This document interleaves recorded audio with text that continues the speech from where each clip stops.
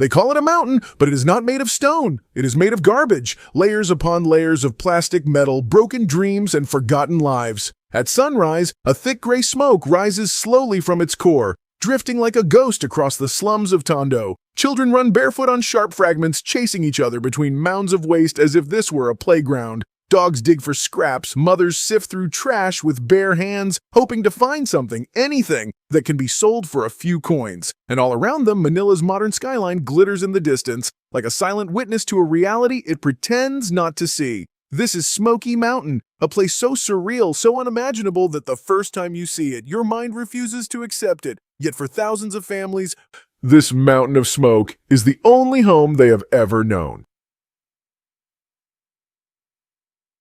Location and environment. Where the mountain rises.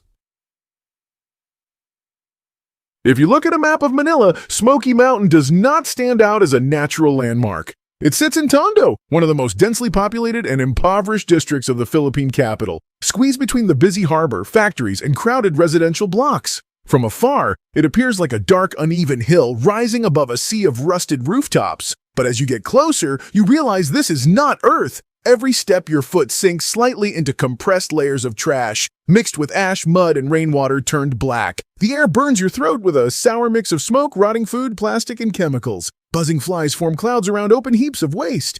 Seagulls and stray dogs fight over the same leftovers that humans are also searching for. On hot days, the heat from the tropical sun mixes with the heat generated by decomposing waste beneath the surface. Sometimes, deep inside the mountain, hidden fires burn for days, fueled by methane gas and dry garbage. Thin columns of smoke escape through cracks, giving the place its haunting name. When it rains, dirty streams flow down the slopes, carrying bits of plastic, metal, and broken glass into nearby shanties. Yet right next to this apocalyptic scene, cargo ships come and go. Highways roar with traffic, and gleaming shopping malls are only a short drive away. The history: how a dump site became a village.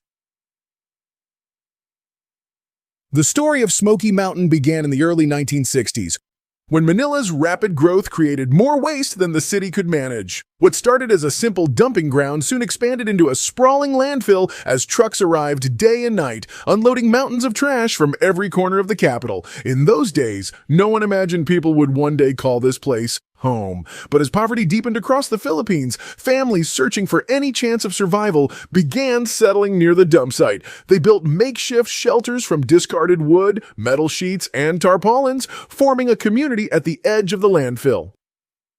By the 1980s, thousands already lived here. Fires frequently ignited deep inside the garbage, releasing thick smoke that rolled across the settlement, giving rise to the name Smoky Mountain. In the 1990s, the government attempted to close the site, declaring it unsafe. But the closure was only temporary. When new policies pushed more people into unemployment, many returned because Smoky Mountain offered something no other place could: the possibility of earning a few coins from recyclable scraps. Time after time, the authorities promised relocation, housing projects, or redevelopment. Some were built, many were abandoned midway, and most families ended up right where they started. Over decades, the landfill transformed into a strange hybrid of dump site and village, a place where children were born, grew up, and learned to survive among the refuse of an entire city. The people who lives on trash. The people of Smoky Mountain are not simply residents. They are survivors shaped by circumstances harsher than most can imagine. Many families arrived after leaving impoverished provinces where farming no longer fed the household.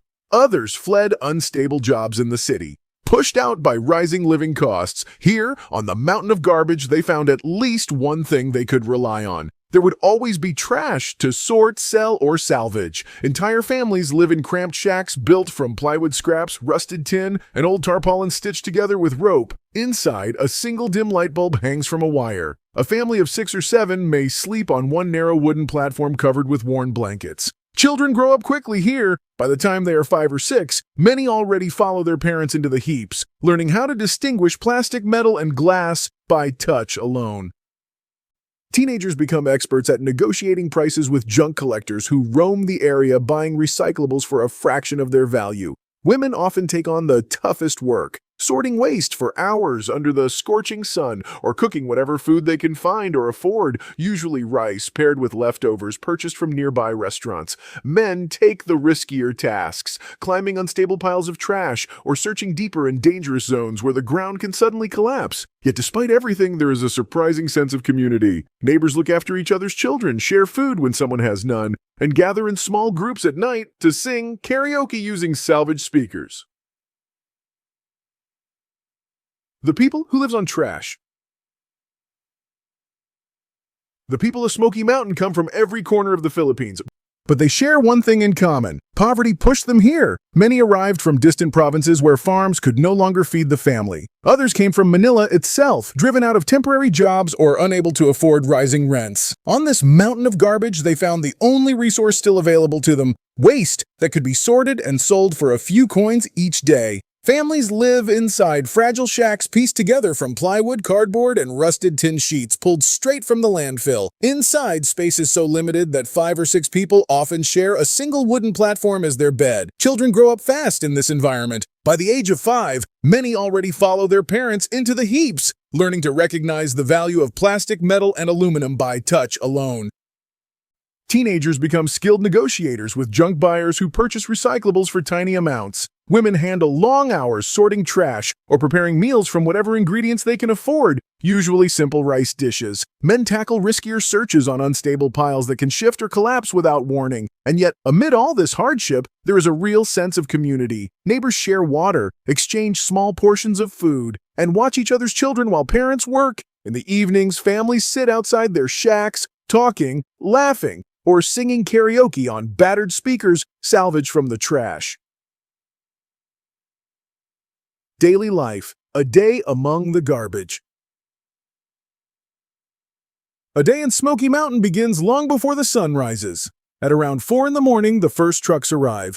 Their engines growling as they dump fresh loads of garbage onto the mountain. This sound acts as an alarm for the community. Children and adults climb out of their shacks, rubbing their eyes, ready to race toward the newest piles before others get there first. By the time the sky turns pale blue, dozens of figures spread across the landfill, bent over the trash, moving quickly with practiced motions. Kids wearing mismatched flip-flops or sometimes no shoes at all dig through the heaps, pulling out plastic bottles, aluminum cans, and bits of copper wire.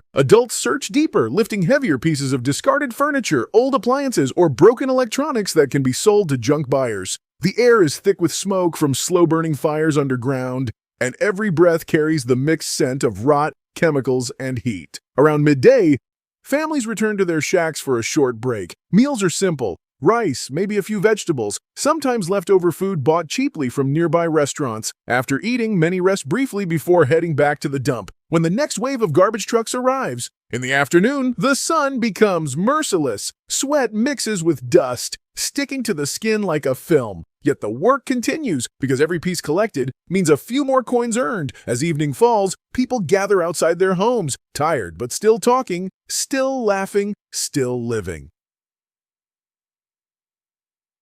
Daily life, a day among the garbage.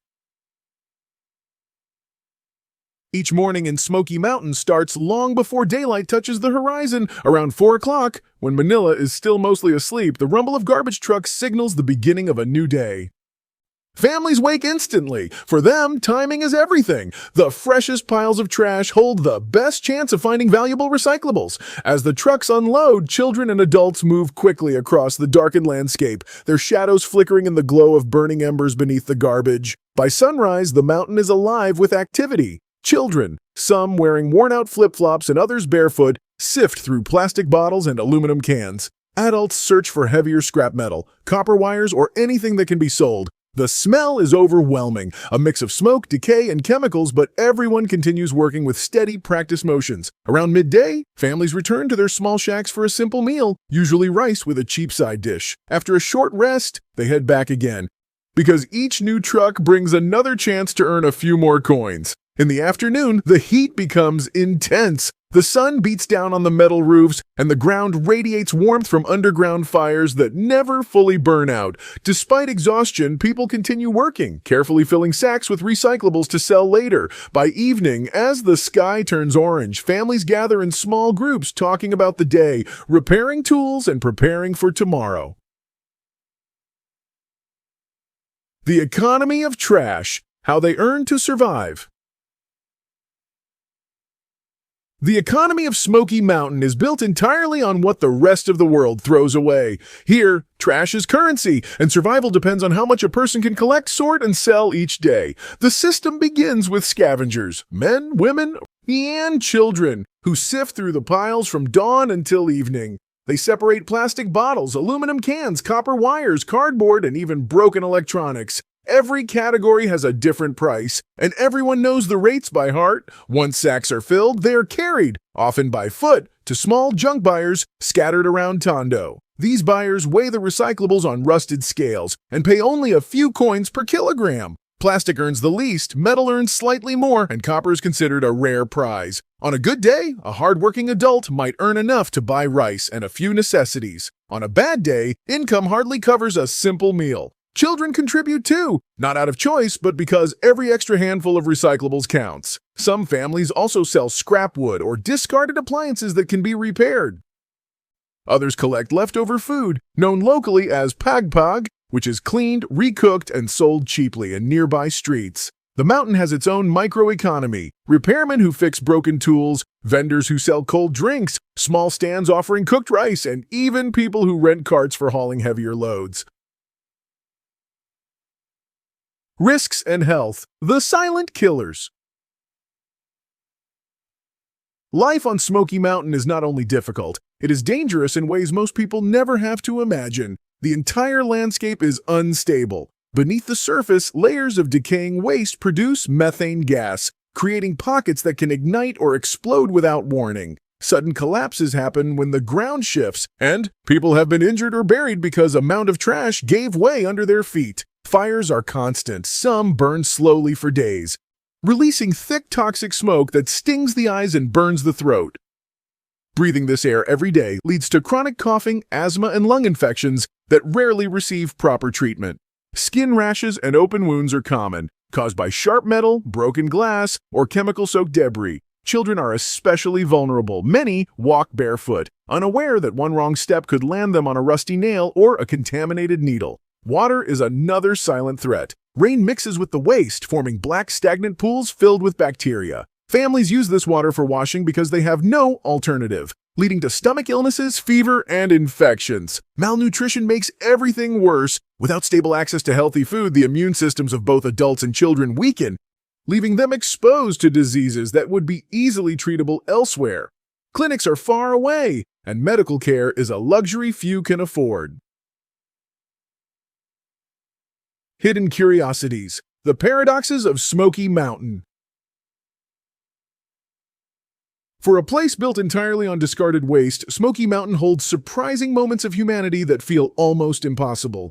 One of the most striking paradoxes is the laughter of children. Surrounded by danger, they still find joy, playing tag between piles of trash, kicking makeshift soccer balls made of tied plastic bags, or flying kites crafted from scraps of paper and sticks. Their creativity turns garbage into toys, and their energy fills the air with a strange sense of hope. Another curiosity is the structure within the chaos. The community operates with its own unwritten rules.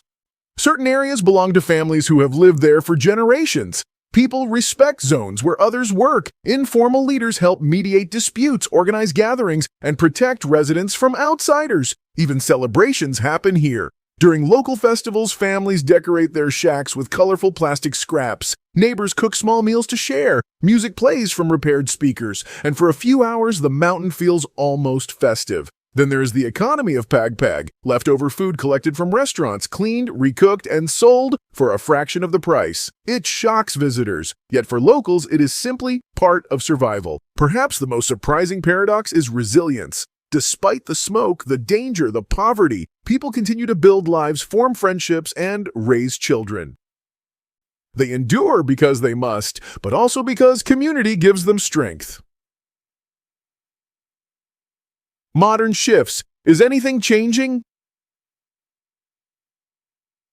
Over the past decades, Smoky Mountain has been at the center of countless government promises, redevelopment plans, and relocation projects. Officials have repeatedly declared that the dump site would be closed, cleaned, or transformed into housing. And indeed, parts of the original mountain were leveled and several low-cost housing blocks were built nearby. Some families were relocated to these new units, hoping for a fresh start, but reality quickly revealed a harsher truth. Without stable jobs, many residents struggled to pay utility bills or transportation costs. The new housing was far from their only source of income, the garbage economy. Within months, many families returned to the landfill area because sorting trash, as dangerous as it was, offered immediate cash each day. Meanwhile, new dump sites emerged nearby, unofficial and unregulated, drawing scavengers back into the cycle they had briefly escaped. Aid organizations have tried to intervene with education programs, feeding centers, and skill workshops. Some children do attend school, and a few even go on to pursue higher education. But the challenges are overwhelming.